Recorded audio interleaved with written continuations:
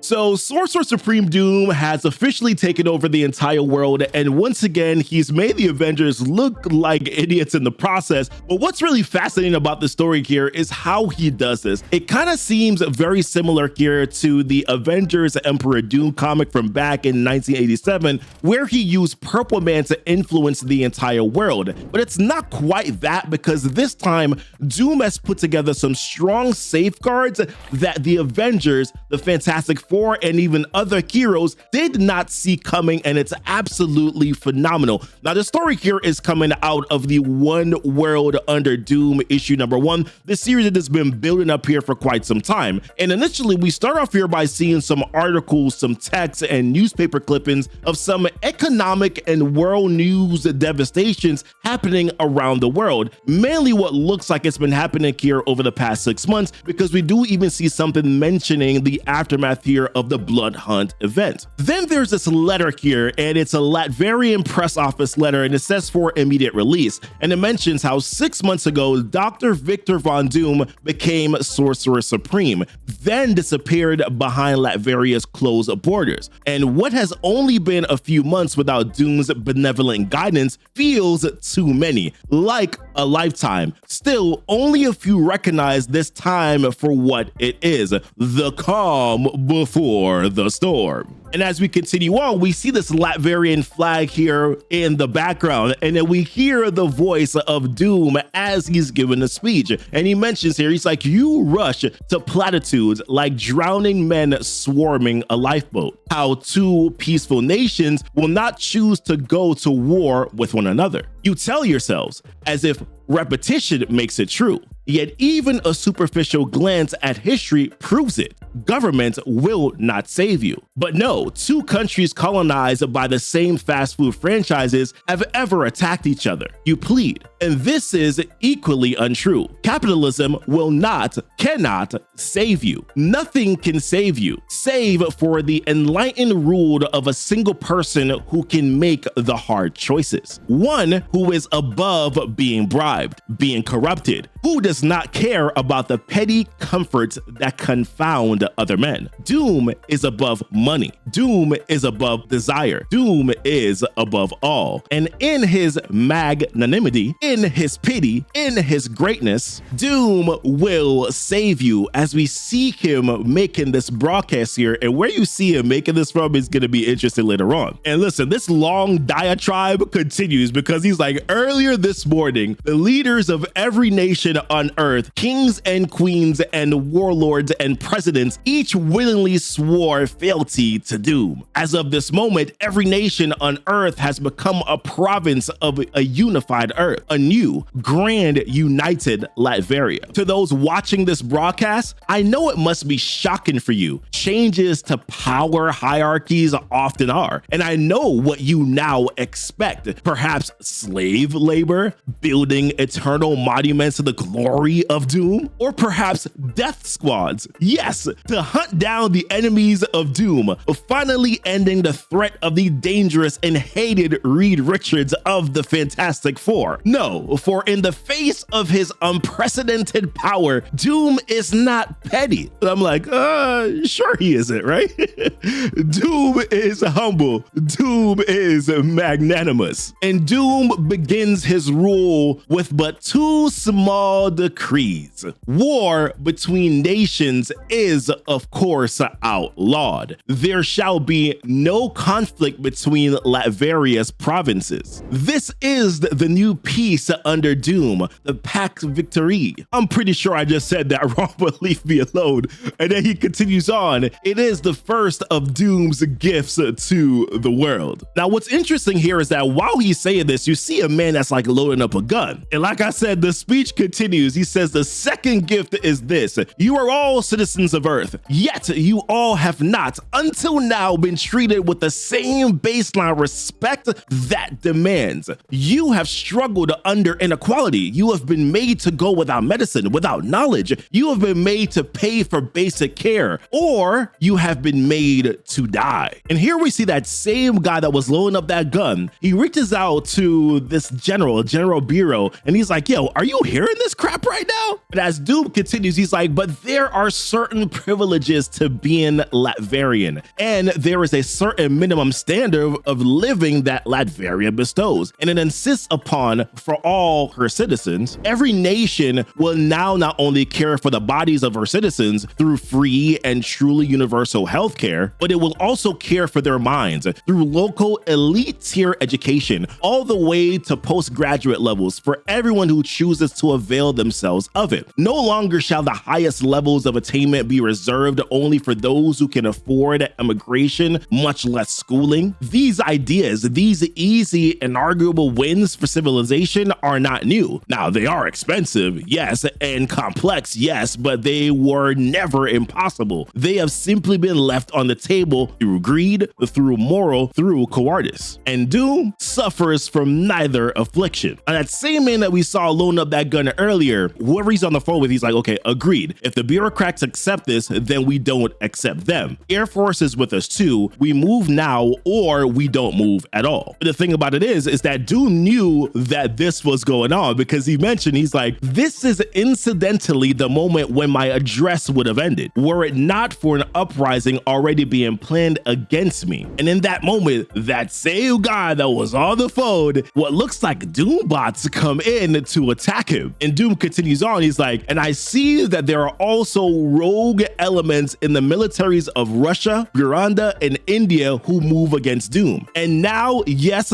Samovar, Canada, and even the United States. And he mentions how it's disappointing, but it's not unexpected. Change is always hard. But worry not, these minor uprisings have already been dealt with. Pax Victoris stands, and these provinces will not be punished. How merciful of Doom, right? But he does mention, he's like, but know that even Doom's mercy does have its limits. And he continues on, he's like, my cabinet and I will be watching events closely from here in Latveria, working for our greater glory. There will be further broadcasts as events warrant. And he continues on, he's like, a final note, Doom has left your old leaders in place, free to govern just as they have before, save for the responsibility of implementing my orders. Your day-to-day will not change, except for, as you have already seen, certain significant improvements. And this is where we see the United States flag that is on top of that White House changes over to the Latverian flag. And he continues on, he's like, know too that this transition is being implemented with the full support of your leaders. So he got everybody in his pocket.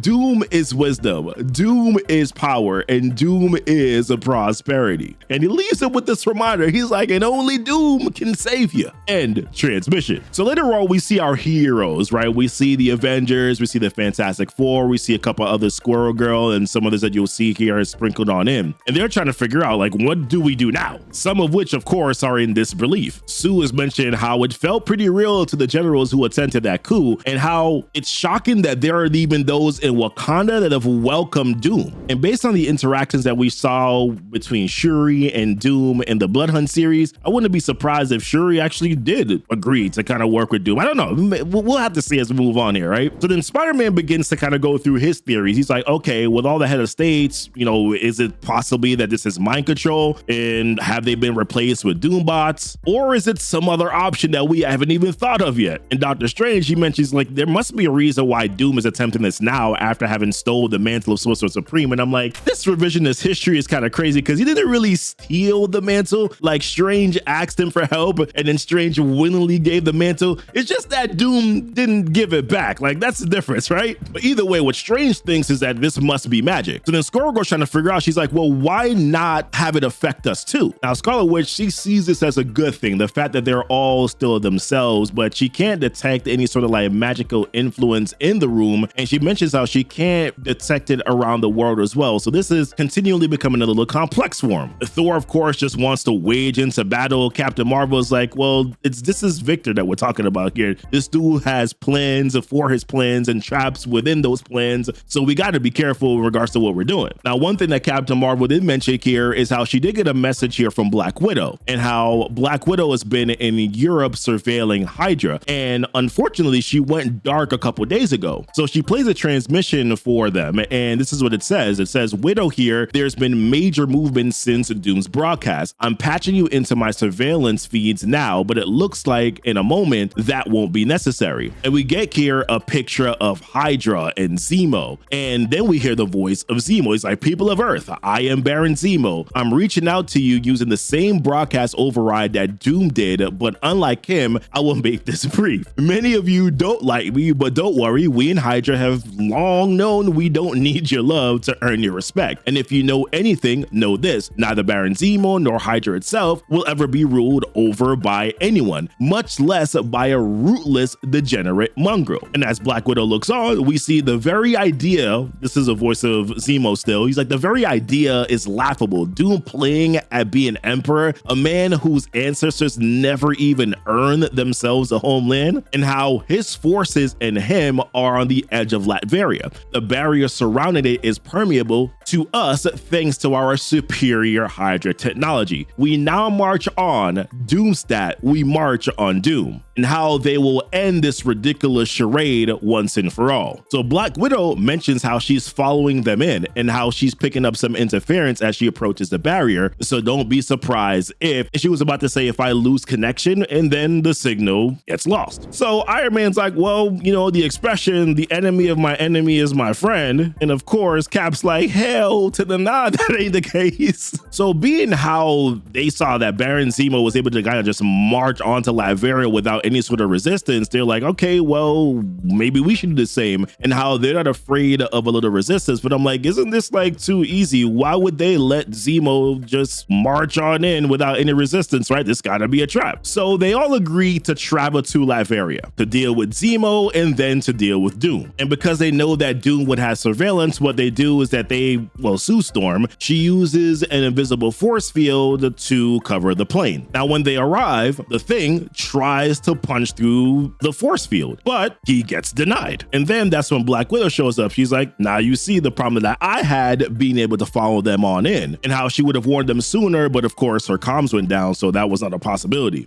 Captain Marvel mentions how it feels like there's an energy dome that's surrounding the country, but it's something that she can interact with. And then Vision kind of starting to put two and two together. He's like, if this shield can prevent me from phasing through it, it must be stronger than what Baron Zemo encountered, which should have sent up some red flag to them, right? And Wanda mentions how this is Sorcerer Supreme magic, and given a few weeks that she might be able to come up with a spell that would weaken it, but it don't got that type of time. Now, in that moment here, Reed Richards, he mentions how there's another broadcast that's coming in and how it's not from their current location. So Captain Marvel's like, okay, well, it gotta be Zemo then, let's see it. And she's right, it was Zemo. So Zemo pops up and he's like, hello again, Earth. Baron Zemo here to announce that I was in fact mistaken. And I'm like, okay. And here we see him standing right next to Doom. And then Doom says, Doom demands schools and hospitals. Thus, Hydra will build them under whatever supervision the local authorities deem appropriate to ensure that they are built quickly and effectively. And then Zemo's like, other branches will work on clearing landmines from contaminated areas around the world. Hydra, these are our top and only priorities. So Iron Man's like, yo, this gotta be fake, until when the authorization code goes through and Zemo's like, all right, I'm out. And then he's like, oh shoot, like, no, this is actually real. So then Squirrel Girl goes back to the old theory of, yo, it gotta be some sort of like magical mind control then. It gotta be affecting him and then also the other world leaders. And Dr. Strange's like, yeah, it would seem that way, but you can tell that he's not truly convinced, right? So now Reed Richards, he's trying to trace the source of wherever that transmission was coming from. He realizes that it's not actually ground level, that it's coming from some sort of like flying platform, which is only a few hundred kilometers away. And Cap Sam's like, okay, that's not a base, that's a city. And Captain America, Steve, is like, a Hydra flying island? I crashed it one into the ocean a while back. So Captain Marvel, she comes up with a plan. She's like, I suggest that we split up, some stay here to try to find a way in, while others go to the base to track down Doom and Zemo. Sue mentions how she could try to nullify it with equal and opposite wavelengths, assuming it has, or it even has wavelengths in the first place. Squirrel Girl mentions how it's a great idea, plus the Thing's gotta have a bottom, right? We could try burrowing.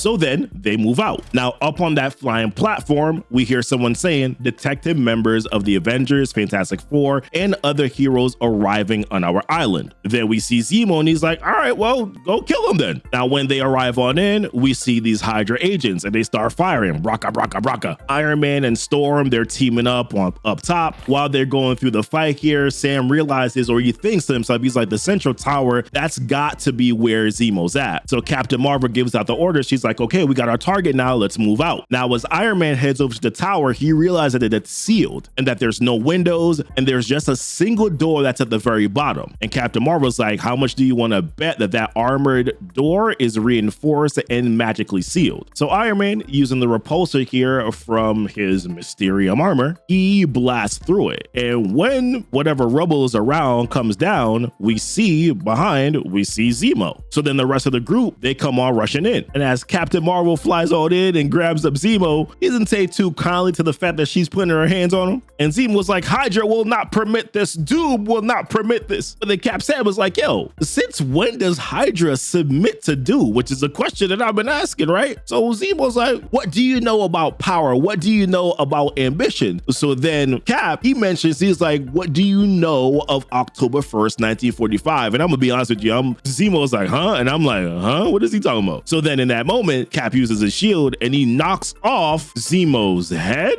And I'm like, whoa, whoa, whoa. So that wasn't Zemo at all, because we can see that it was a mechanical bot. So then Cap explains, he's like, the date Hydra was founded by Baron Strucker was that date, and how he's never forgotten, and how Zemo would not have forgotten either. So then Reed is like, okay, a Doombot, of course, but I believe this may actually be of use to us. And how Doombots, they carry recordings of their actions, and how he's never let Victor know that he can sometimes recover them, and how they may be able to use this to learn what Doom has actually done. So when they go in, that's when we see Doom doing some tinkering here. Well, it's actually not tinkering. It looks like he's killing Zemo, and that's exactly what he did. And Storm was like, this dude took the easiest path possible to kill Zemo and then to replace him with an obedient Doombot. So then Human Torch comes in, he's like, but he couldn't have like done that to every other leader in the world, could he? So Tony's like, all right, yo, this proves now that Doom has been lying to the whole world and acting like he's changed into some sort of like great leader by buying,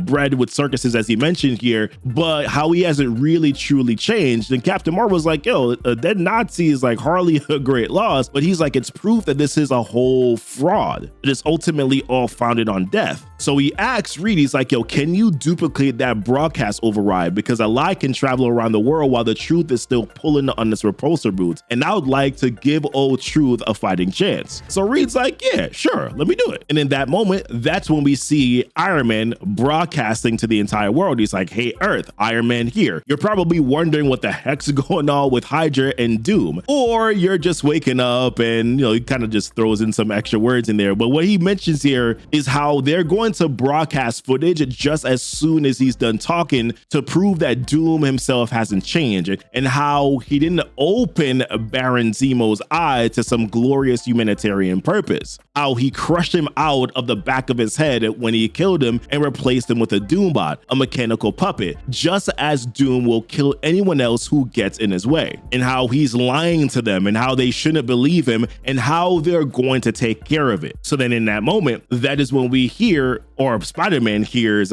Hydra and sounds of shouting. And when they look down below, they see all these Hydra agents coming forward. But what really shifts the tides here is what happens next, because they mention elsewhere in Europe. And we see a guy, a Hydra agent, yelling, he's like, our leader is murdered. The Baron is dead.